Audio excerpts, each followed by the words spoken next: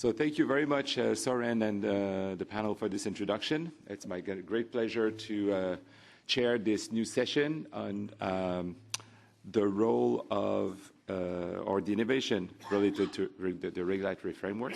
So my name is Pierre Landlois. I'm the president of Econ. I'm also the president of SOFIAC, a super ESCO that's operating in Canada, France, and also supporting the super ESCO model in Morocco. It's my pleasure to be with you today. I've been in that business for 35 years. I've been at a time when we would have been talking about ESCOs, the possibility to have more than one person in the room was not there. I remember a time when I was at the World Bank, at the Inter-American Bank, talking even about energy efficiency was a very big challenge. We were not there at the time. Now I think we are, and just your presence shows a big interest in a very specific topic related to energy efficiency, which is energy performance contracting. So we're worrying a little bit in the agenda, but I'm very, very glad that we did, because we just received Paolo that's arriving from Rome, I think, or Milan. I was close enough. So we just delayed it just enough so Paolo could make it, and he's going to have a very interesting contribution to this discussion. We have a very interesting panel to talk about regulation. And you've seen the work that the Global ESCO Network has done on that topic. Regulation is important, obviously, mostly for the public sector, but still for the private sector.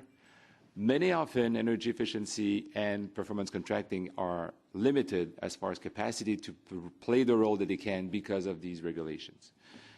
Government gets in the way of thinking keeps in the old way, and the concept of too good to be true has been told so many times. That is definitely the reality in most countries. So regulation is definitely something that we have to talk about, and I think it's a very good opportunity for us to introduce the discussion about that topic. And we have very, very interesting speakers today. So you've heard Timothy with the UNESCO announcement. So I'm sure we're going to be in for a lot of the interesting discussion there. We have Jacobo from Spain, who will also talk about the impact of regulation in Spain and maybe other countries as well. We have Gino Gauthier, good friend of mine, from Quebec as well as me, now an established French person, even though he comes to Quebec City once in a while, but I don't see him there often, see him more in Paris. And Paolo Bertoldi, a very, very known, well figure about the energy efficiency and performance contracting in Spain, in Europe, I mean. So Paolo and I have been running together for probably something like 25 years, so it's a great, great pleasure for me to have him here. So let's start with Timothy and your own presentation.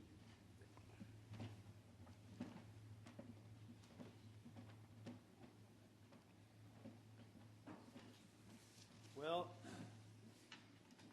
you're stuck hearing from me again.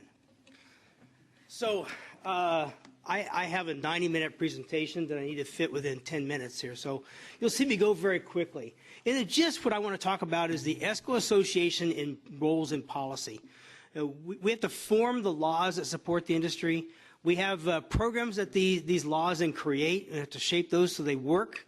We end up training people in how the whole system works. Market integrity is a big one.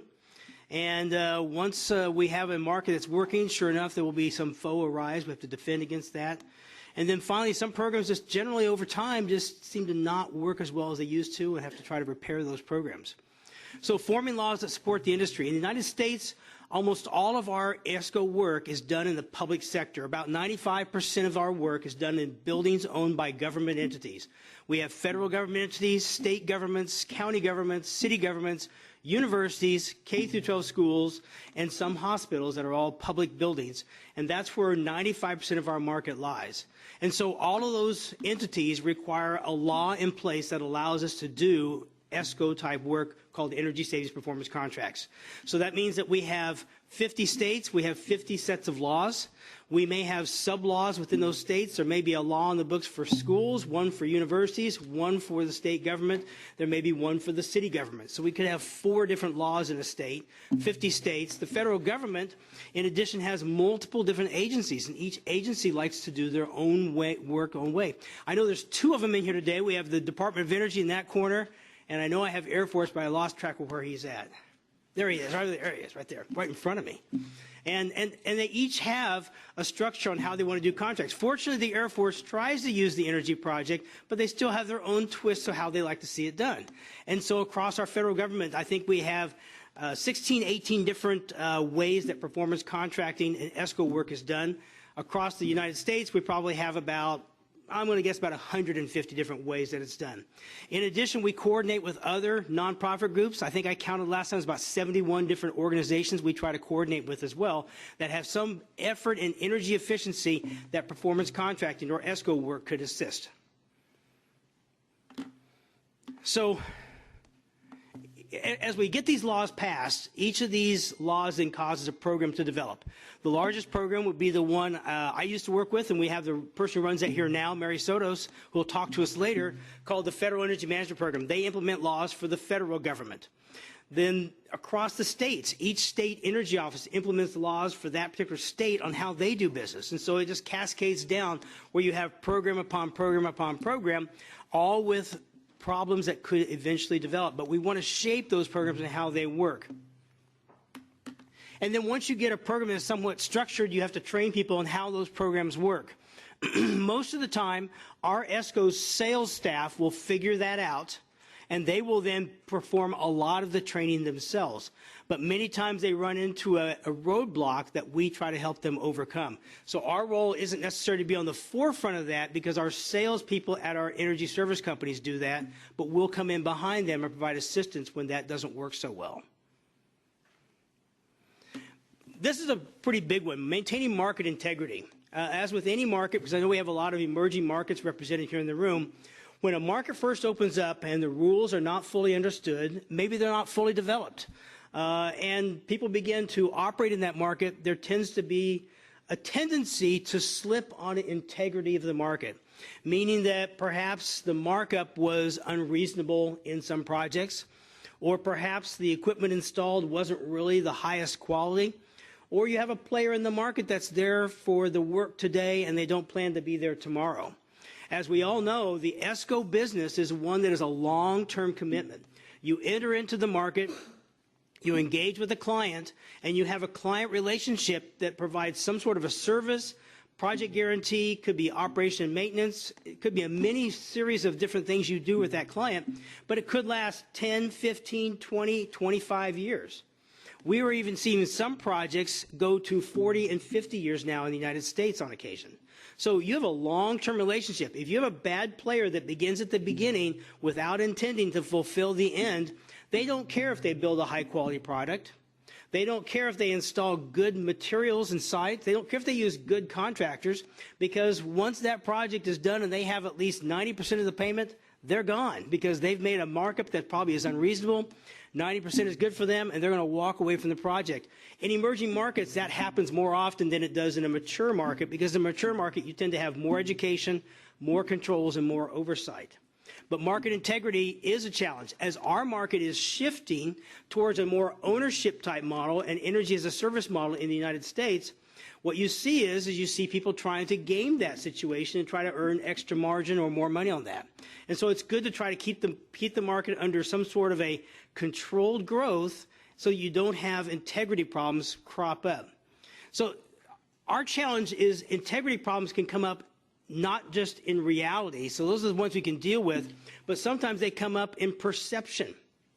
If someone doesn't understand how a project is supposed to work, and they use a project, and the project could perform perfectly well with no problems at all, but they perceive that it doesn't work well, do you think they'll tell anybody that it was not a good project? It's okay, you can answer. It won't count against you.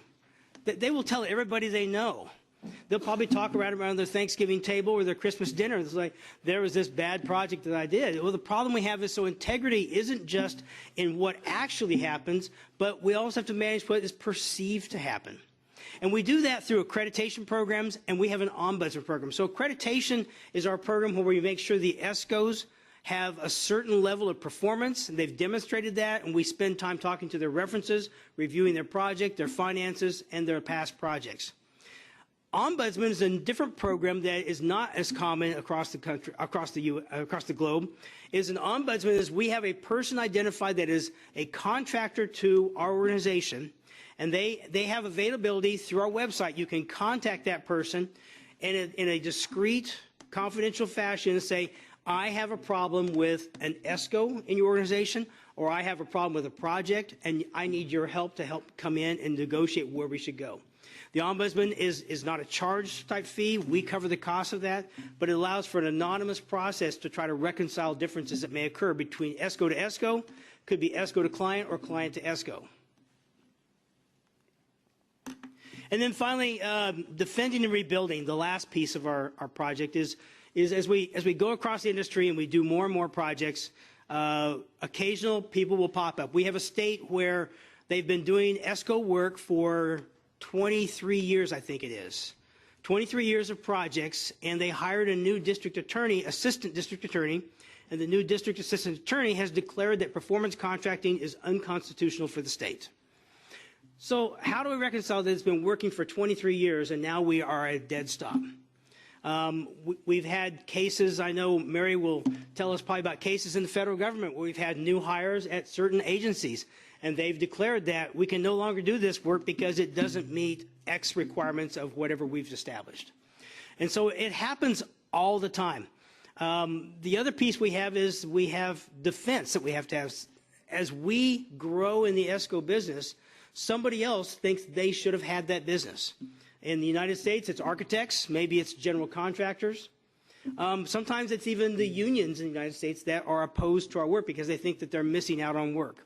And so in each of those cases, they tend to have a more established, long-lasting industry than what we have, and that means they have more ties to political allies that can then throw in roadblocks, or they may have more influence over programs and can throw in roadblocks in the program. And so we have to continually defend and rebuild. In the state of Illinois, we've been defending the program now for 7 years straight. We have to hire a lobbyist to address the state government every year for the last 7 years. We spend about $60,000 US a year to defend that market. So it just continues to grow as each year a new attack comes from a different association. So it's like a chess game. They make a move, and then we counter the move, and they make a move, and we counter the move. And so that is a big role of what we do policy-wise in the United States from an ESCO perspective. Well, Timothy, thank you very much to have made a 90-minute presentation in 10 minutes, and it was very dense and full of information. FEMP is definitely one of the reference programs in the world, and ESCO is probably one of the reference ESCO association in the world. Through the international work that we've been conducting for the last many years, you've always been a reference, and the program has always been something that we can learn from. So thank you very much. My pleasure now to introduce Jacobo, and I hope I pronounce it well, Liarena. It's okay. Almost good. Deputy Director General of Energy Efficiency, Ministry of Ecological Transition from Spain. Thank you, Pierre. Thank you to the organization to the invitation for this International ESCO Symposium, because I think it's a great opportunity to analyze the role of the ESCOs and the role as well the EPCs, both in public and private sector. Let me start. Sorry.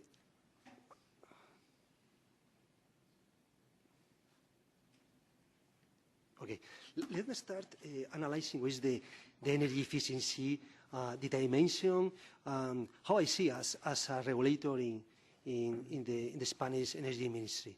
First of all, I would like to talk about technology. If we talk about energy efficiency, and I would like to link in my presentation this energy efficiency with the APCs, of course, but first of all, we should think in technology.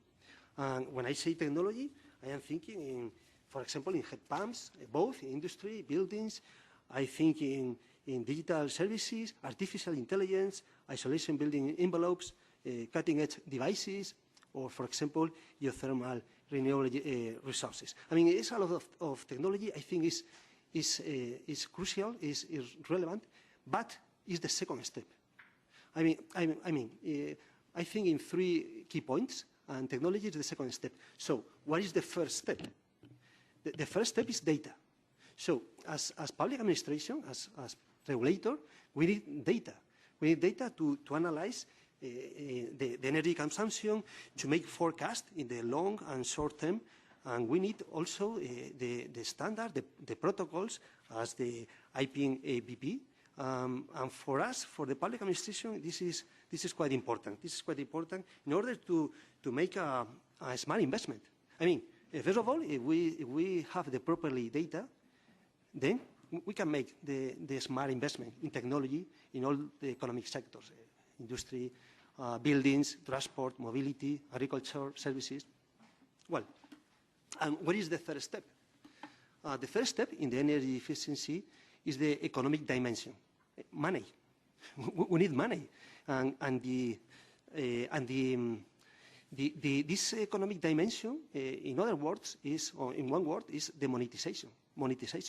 I mean, I think right now, currently, we have several instruments to monetize this economic dimension of the energy efficiency. For example, white certificates.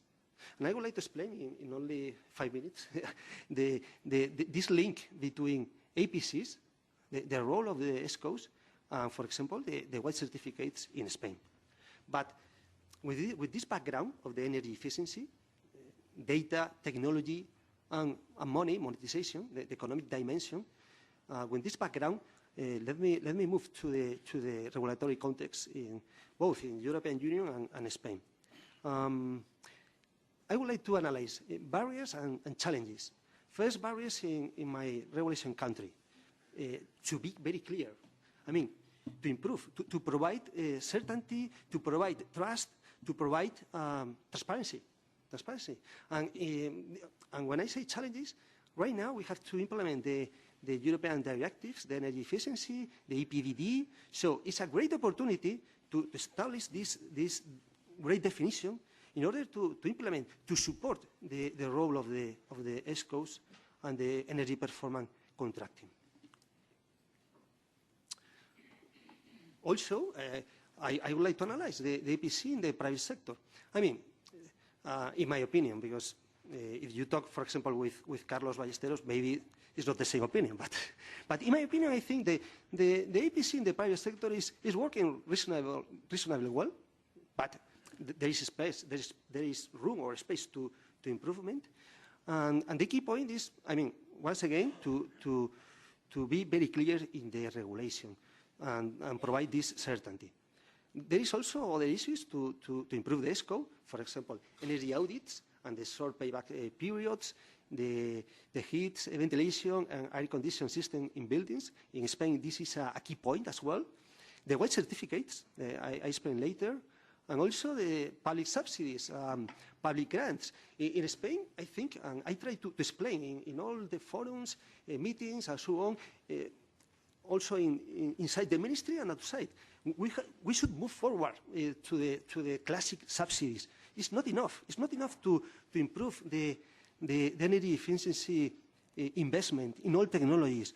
So we have to think, we have to innovate in new instruments. And I think the APC is a great instrument to move forward this investment, these financial instruments. Right now, the European Commission and the European Investment Bank are designing special instruments, special financial support to the companies, business, smart business as well, small business as well. So in the designing of these financial instruments, they try to combine, to mix subsidies, loans, and innovate instruments such as white certificates or EPCs. I think the time is enough, so I have to go quickly. Public sector, this is my challenge. Well, it's not my challenge, but in Spain, this is the great challenge to implement the EPC. Right now, the European regulation establishes the public sector as exemplary body to implement the energy efficiency with very demanding objectives. So if we have very demanding objectives, we need very demanding instruments. So So that's why I focus on the APCs and white certificates and so on. Also the APC, the APC established the building as a zero-emission building. So I see the building as a hub, as energy hub, in both sides, in the power generation and the energy consumption to manage the demand. So the building in the future, right now and in the future, will be an energy hub, and it's important also to digitalize this element. More barriers and challenges. As Ruth and Timothy said before, the training, the professional energy efficiency training is a key point. We need it. We need to support it. We need this technical training for the public staff. It's not easy, but we should focus on that. And there are other challenges to establish an integrated management of the APC in the procurement. And in Spain, associations are supporting in the technical support, the procurement, trying to find solutions, to find out the different solutions, and white certificates, as I said before, and the European Investment Bank financial instruments, for example, the ELENA program. The Super ESCO, I would like to mention the Super ESCO, for example, in one-stop shops and coordination, and some experience to support cases. And let me finish with the white certificates in Spain. And what is the key point here? Imagine that you are in an industry or a company or a building, you are consuming 10 units of energy, whatever, gigawatts, megawatts, kilowatts.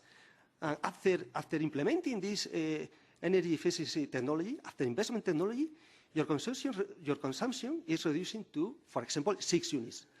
What happens with these 4 units that you have already saving? What happens? With the white certificates, you can take these 4 units and you have a monetization that I said before.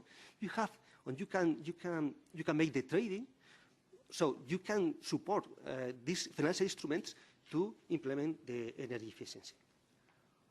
These are the 3 pillars: all economic sectors, the catalog of seats, and finance and is technology instruments and digital platform to establish. The conclusion, to summary, I think it's important to measure. When I say data, I think in metering protocols, in measuring, implementing, smart investment. So the APC and the ESCO I think is a great opportunity. Thank you. I finished my presentation.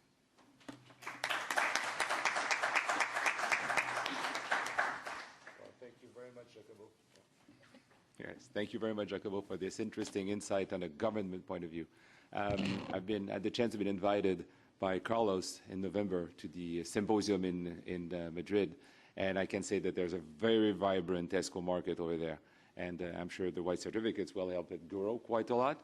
And music to my ears when you talk about IPMVP, and I'm sure Mark and Denny, who are in the room, will be very happy about it. We've pleaded for many, many years. I was on the EVO Efficiency Evaluation Organization board for 17 years, pleading the cause for having a standardized way to measure the savings. As you know, what we're generating as an industry are savings. And if a kilowatt hour saved in Spain is not the same one as in Canada, as the same one in Poland, then we have a very, very big problem. And I think just the fact that you mentioned it at the government level is something that we're very, very happy about, and I'm sure Mark is going to lead the way to our presentation this afternoon. We have a very, very balanced team here to present. So we had an ESCO association, we have a government, now we have the point of view of the private sector. So it's my great pleasure to present my good friend, Gino, who's COO, I think, of a very leading energy efficiency organization and leader in the ESCO world internationally. So Gino, up to you. Thank you, Pierre, and a pleasure to be with you this morning. And yes, I will show you a little bit different way of the ESCO. Just rapidly about Green Yellow. Green Yellow, we are in more than 21 countries, in Brazil, in South America, South Asia, and in Europe. Not in the US yet, and one day we'll be there. But in all the markets we are in the 21 countries, I would say the public sector is a small part of the business. You will see green, yellow, and we are investing between, let's say, in energy efficiency as CapEx because we're really coming with the money. That's the big difference. Us, we have the money. They're ready to invest. And last year, we invested around 100 million euros of CapEx in our project globally around the world. And we expect to double and triple that in the next 2 or 3 years. So this is important to show you that I will concentrate my presentation more on Europe because that's where we think that we're having the biggest growth right now. Even if Brazil and Colombia is big for us, I think in Europe is something pretty good. And in Asia, we are also developing the market in Thailand and in Vietnam, where we see a lot of big potential there. But in Europe right now, when we talk about energy efficiency with the EU directive, we are really targeting a 12% reduction in the final energy consumption by 2030, comparing to 2020 level. This is part of a broader strategy where energy efficiency is expected to contribute to 50% of all cumulative CO2 emission reduction by 2030. So that's why you can see that energy efficiency project typically can bring you 20 to 50% saving on the energy bill of our industrial customers. I will give you some example at the end of project that we have done, but we can reduce the energy bill by 20 to 50%. And you can say that right now what we're looking for is to double the energy efficiency gain by 2030. That's what we're doing right now. Green Yellow, right now we're managing more than 3,500 energy efficiency contract in the world. Okay, so we begin to be players that know a little bit what we're talking about with that amount of contract. And that's really what we want to do. And what we see as a key driver right now by our clients is really the volatility over the energy price that we have, what happened in Europe in the last 2 years. Really the customer have really, I would say, realized that the energy price was not a given and it is something that can be volatile. Okay? And the energy cost saving right now is also a driver that we see that the customers looking to do it, but they don't have the money to do it. Like same thing that you just explained for Spain, where we are present in Spain, and the example I have is for Spain customers. Didn't know that, but it's good.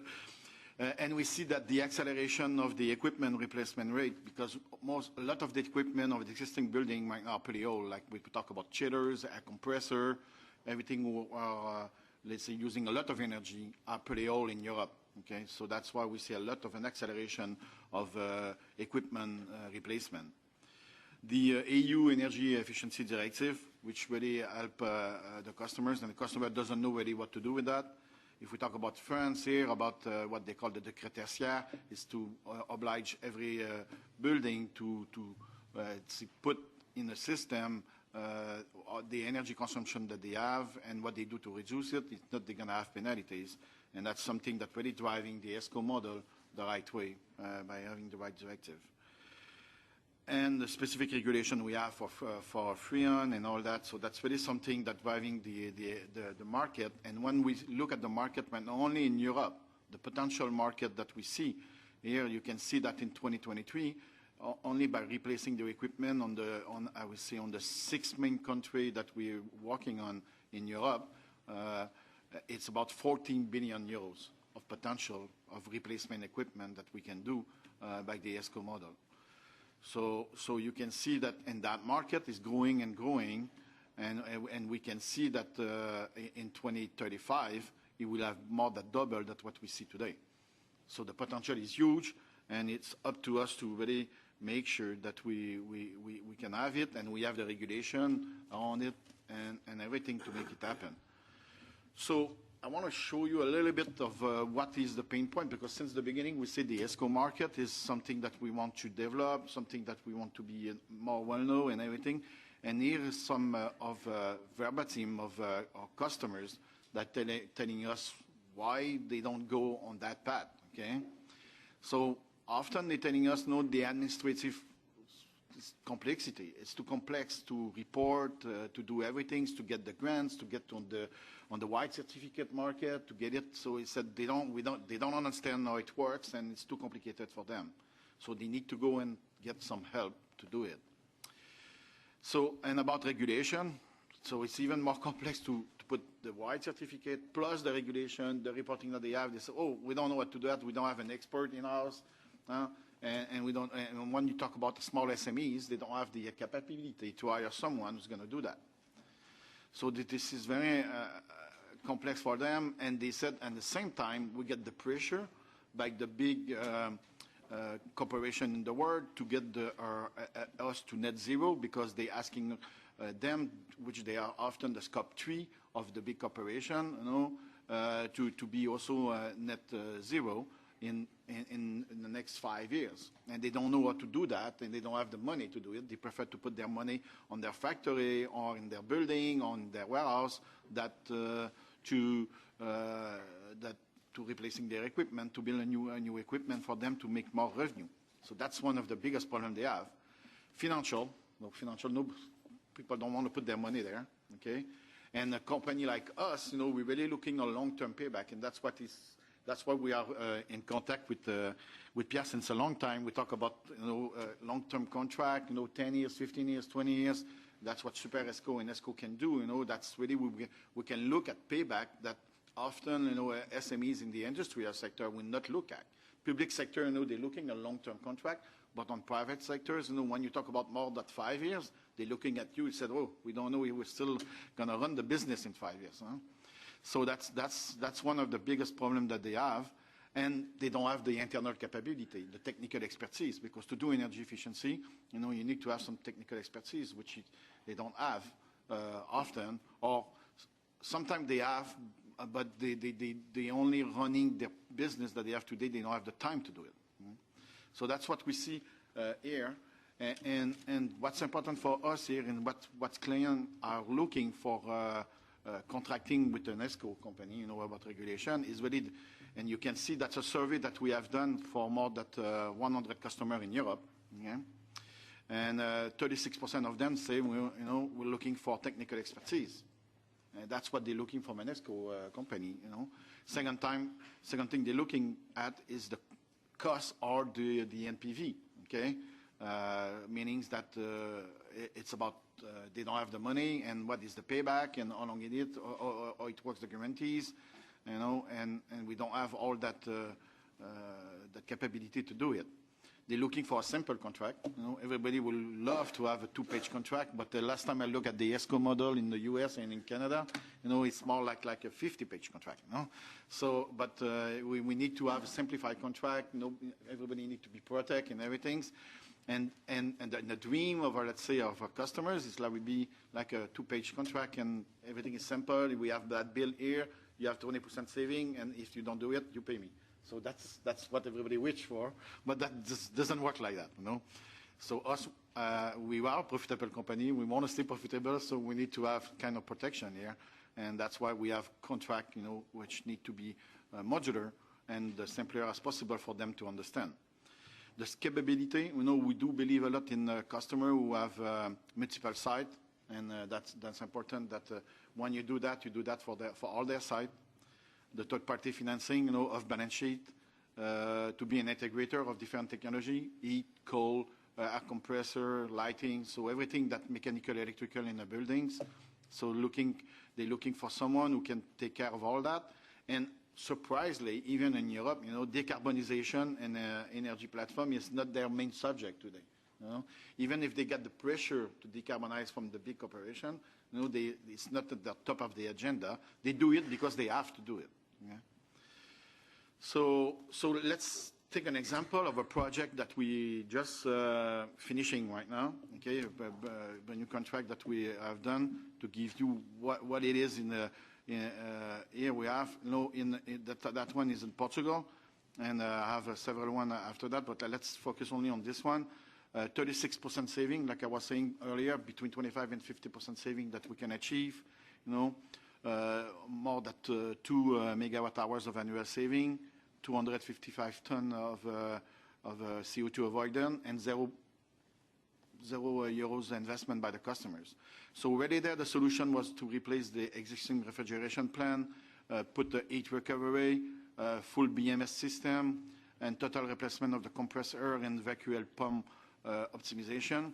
So to give you that project is an 8 years payback, which is pretty good for the customers and for us, as we're looking for infrastructure project here for all this equipment we are selling are more useful life of 15, 20 years if they are well maintained, and this is also important. So you can see that even in the industry right now, the potential is huge, okay? And that's really what we want to do, and that's really what we're looking for.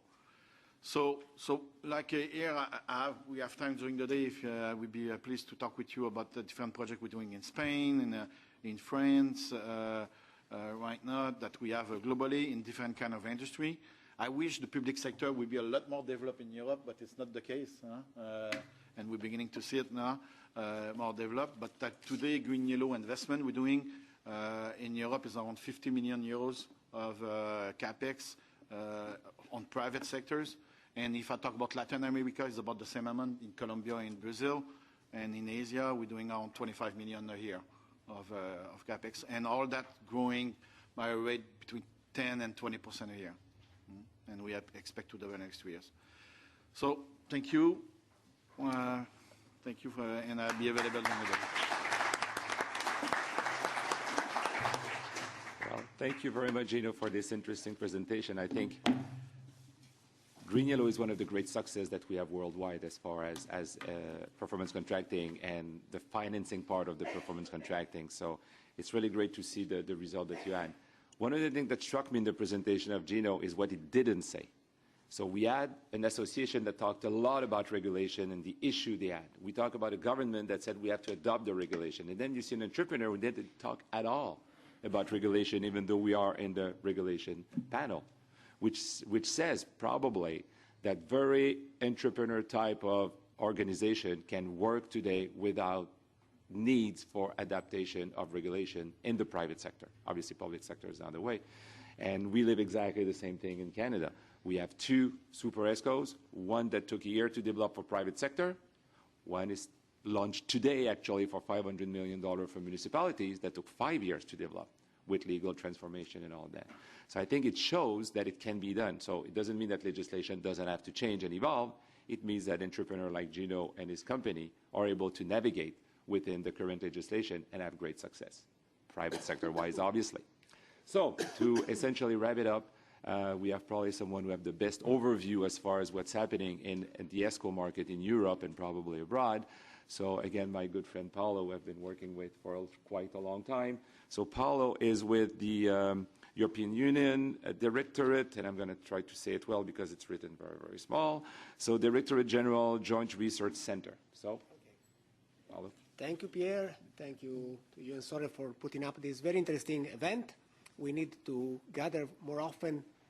We used to have the European ESCO conference, but then it died, and we have now some other smaller conference, but not a big gathering. But we will need really the industry to gather together and share experience, because there are a lot of experience, and I see also a lot of nice friends in the room, so a lot of everybody. So very quickly, what can be the role of research analysis to support the ESCO policy and the market development? Because at the end, we don't want policy. We want something happening in the market. Policy are there to facilitate the market, and not a name. So first of all, I focus more in Europe. I've been working in energy efficiency for over 30 years here, so I know very, very well the various policies that have been mentioned by previous presentation, like the Energy Efficiency Directive, the Energy Performance of Building Directive, and certainly now we have a more clear target for efficiency at 2030, commitment to renovate public buildings at a 3% rate per annum, energy saving targets at 2030. So the framework is there. The regulation is there, but maybe there is a lot of steps to do to tap this potential. This is huge. Just imagine that already in 92 there was a directive, the SAFE directive, which asked member states to promote third-party financing and energy performance contract and good audits. But then nothing much happened, apart from some leading markets. We said UK at the time and Germany.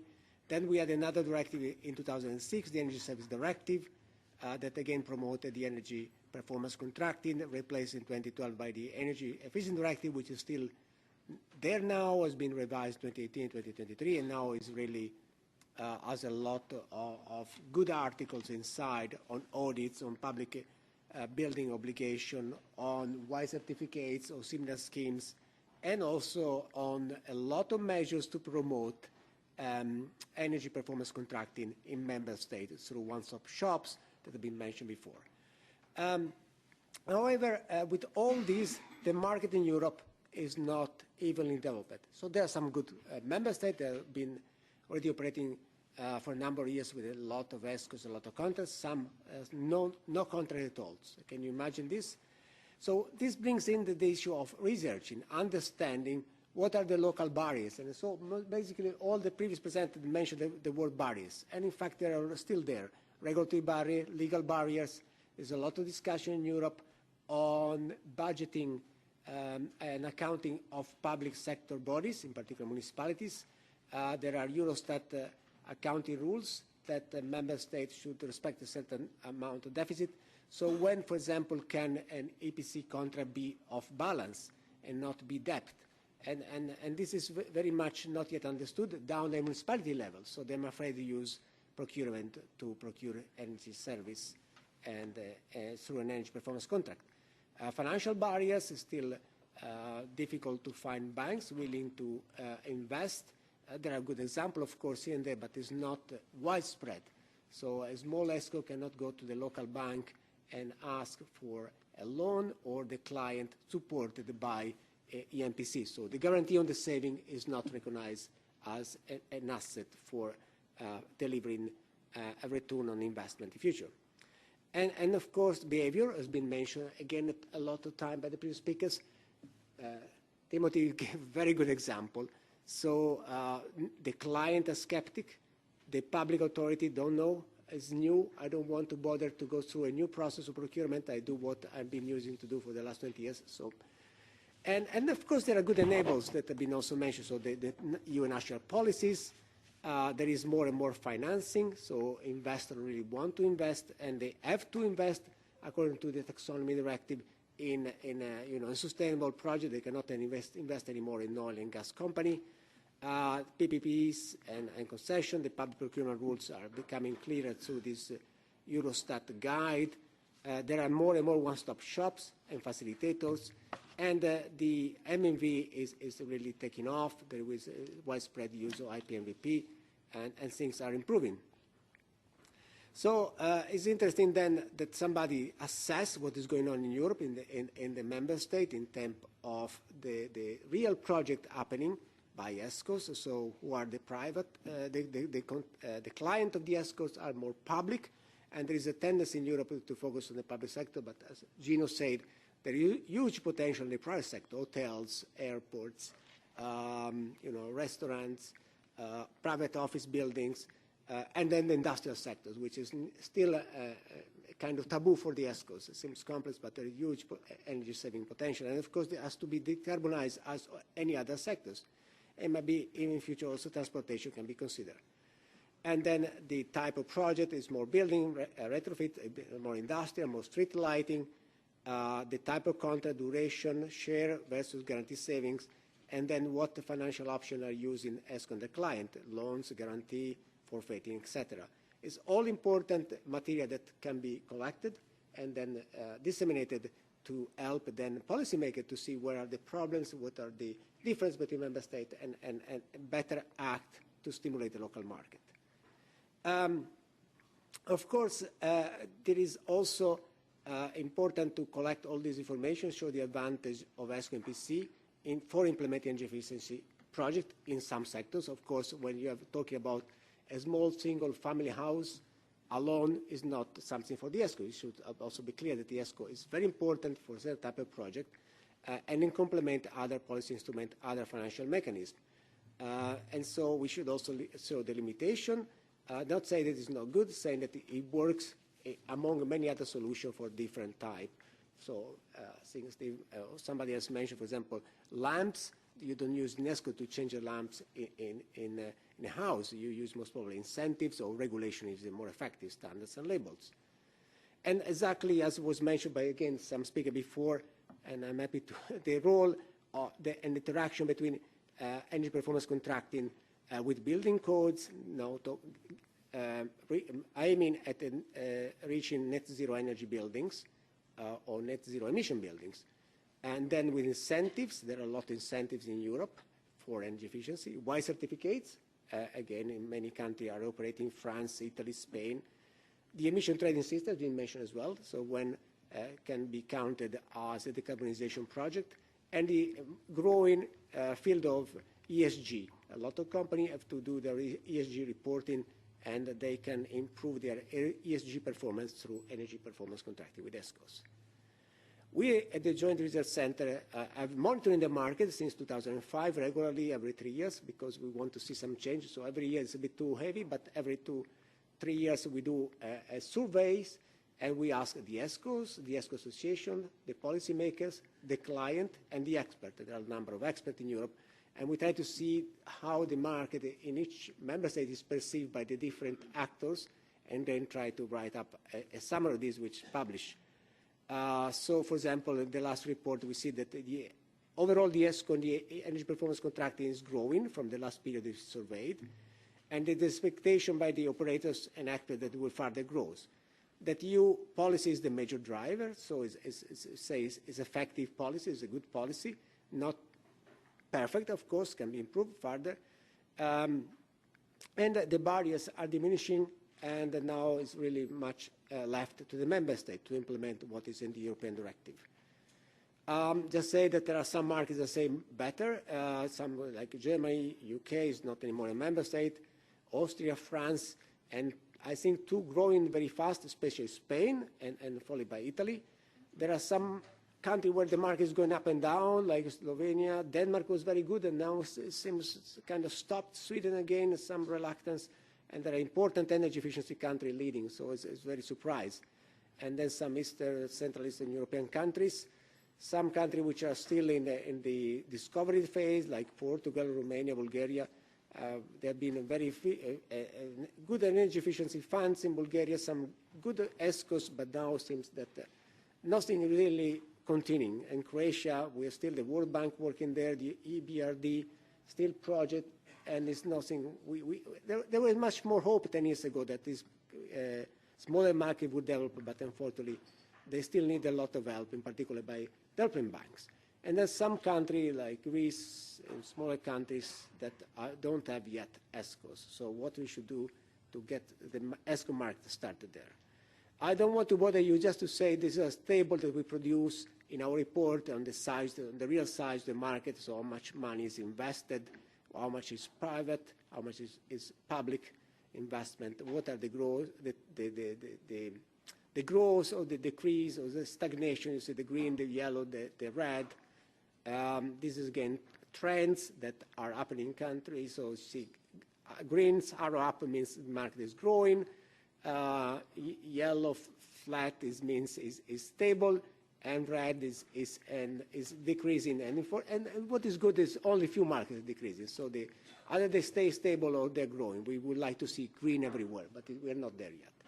And barriers, what were in the previous period, what are now in the different member states, different type of barriers. So I don't want, you cannot read this, but just to give an idea. And drivers, what analysis you can do with this data, which is very important. Somebody does it and helps local policymakers, but also the business. They know where they stand. They can compare member state to member state.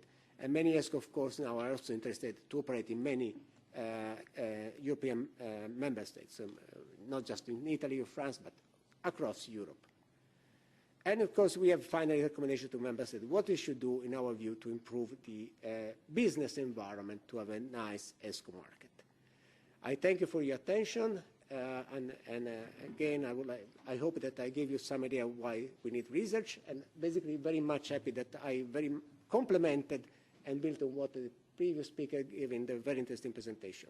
So maximum agreement and the same message. We have to work all together to get this ESCO market out there. Thank you.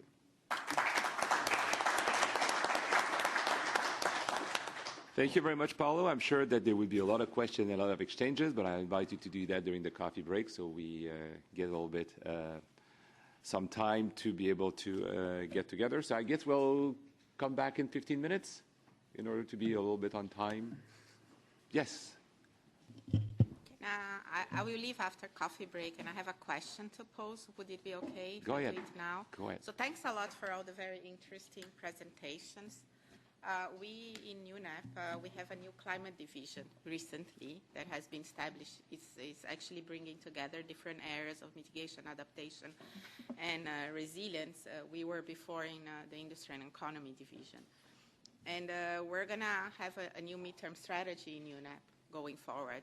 From your perspectives in different areas, where do you see the role of an international organization that has a constituency that actually has to support developing countries in achieving the doubling of energy efficiency by 2030 through ESCO models? What is the role that you see from your different perspectives that UNEP can actually do to actually accelerate the pickup of ESCOs? And if you don't have the answer now, it's fine. Maybe discuss, come back to us. I mean, through Soren, for instance, and the poll over there, because we're very interested in reassessing what the programs that we have, because I personally believe, and we believe, that energy efficiency is important, and ESCO is a very good model to do it.